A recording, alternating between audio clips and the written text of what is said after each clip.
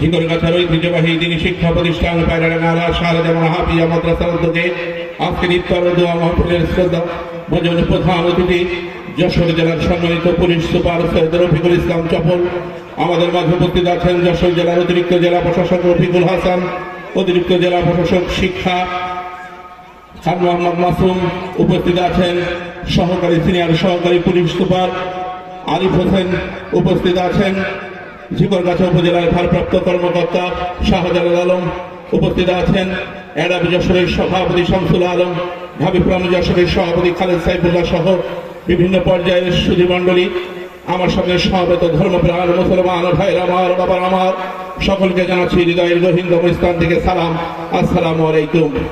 এই যশোরের মাটি হচ্ছে উর্বর, এই যশোরের মাটিতে কেবল রজনীগন্ধা হাসনাহেনা আর গোলাপ ফোটে না। এই যশোরের জাতীয়তাবাদী শক্তির অঙ্গনে অনিন্দ্য ইসলাম অমিত নামক একটি ফুলের জন্ম হয়েছিল, যে ফুলকে বাংলাদেশের জনগণ, যশোর সদরের জনগণ তাদের অখণ্ড সমর্থন দিয়ে যশোর 3 আসনের সংসদ সদস্য নির্বাচিত করেছিলেন। দেশনায়ক তারেক রহমান বলেছিলেন, আপনারা অনিন্দ্য ইসলাম অমিতকে ভোট দেন, আমি আপনাদেরকে উন্নয়নমূলক কাজ উপহার দেব।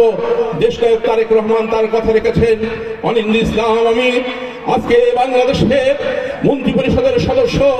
আমাদের জীবনের স্বপ্ন ছিল অনিন্দ্য ইসলাম অমিত যখন ঢাকা থেকে যশোরে আসবেন, তখন অনিন্দ্য ইসলাম অমিতের গাড়িতে বাংলাদেশের পতাকা পথ করে উঠবে। আমরা এতটাই সৌভাগ্যবান, আমরা এমন একজন নেতাকে পেয়েছি, যখন ফজরের নামাজের সময় মুয়াজ্জিনের কণ্ঠ থেকে ধ্বনিত হয় আসসালাতু খায়রুম মিনান নাওম, ঘুম থেকে নামাজ উত্তম, সেই মুয়াজ্জিনের আহ্বানে সাড়া দিয়ে জীবন শুরু করেন তিনি হচ্ছে আলহাজ মোহাম্মদ অনিন্দ্য ইসলাম অমিত। অনিন্দ্য ইসলাম অমিত মানুষ একজন মাওলানা মুফতি মুহাদ্দিস, যতটা না আমল করেন তার থেকে বেশি আমল করেন আমাদের নেতা অনিন্দ্য ইসলাম অমিত।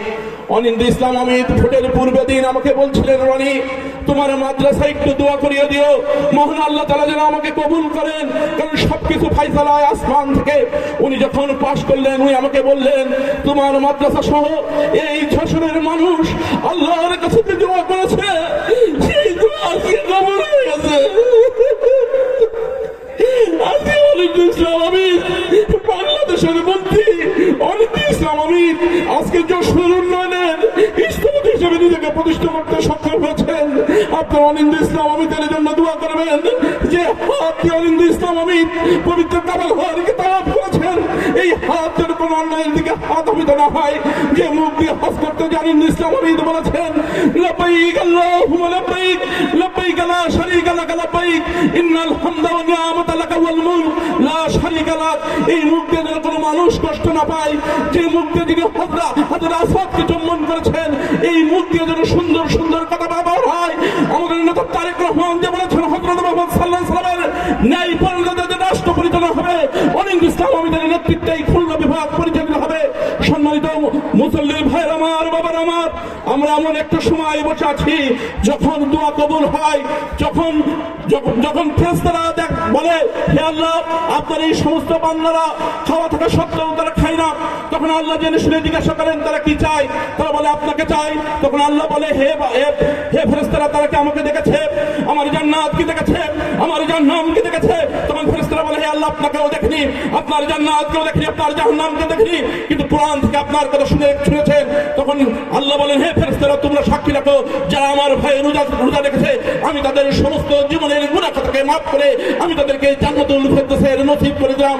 হে বিশ্বজাহানের মালিক, হে সিদরাতুল মুনতাহার মালিক, হে লাউহ মাহফুজের মালিক, হে বাইতুল মামুনের মালিক, হে আরশাজিমের মালিক, হে মহাবিশ্বের মহাগ্রন্থ আল কোরআনের মালিক, হে কর্মফল দিবসের মালিক, আজকে আপনার দরবারে ফরিয়াদ জানাই, আপনি এখানে যারা আলহাজ শারদা হাফিজা মাদ্রাসার এই চত্বরে যারা রফিকুল ইসলাম সৈয়দ রফিকুল ইসলাম যশোর জেলা পুলিশ সুপার সহ আমরা যারা এখানে উপস্থিত হয়েছেন, সকলের জাগতিক জীবনের গুনাহ থেকে মাফ করে আমাদেরকে জান্নাতের অধিবাসী হিসেবে কবুল করে নেন। সবাই জোরে বলে আমিন। পরিশেষে এখানে উপস্থিত সকলের সুস্বাস্থ্য, দীর্ঘায়ু, মঙ্গল এবং উন্নতি কামনা করে